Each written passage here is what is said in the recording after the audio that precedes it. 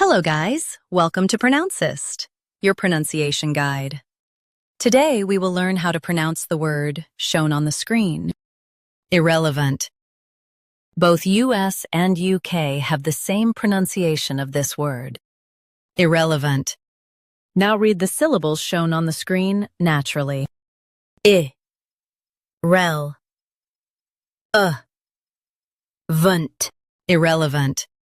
Stress rel and keep avent soft. I, rel, vunt. Irrelevant. Stress rel and keep avent soft. I, rel, vunt. Irrelevant. Stress rel and keep avent soft.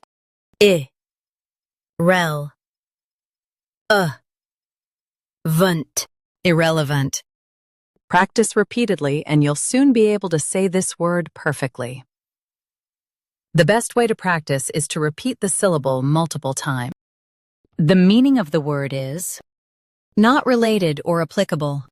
Try repeating this word several times to improve your pronunciation.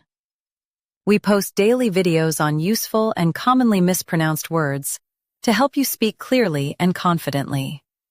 Like this video and subscribe to Pronouncist for more pronunciation guides. Thanks for watching us.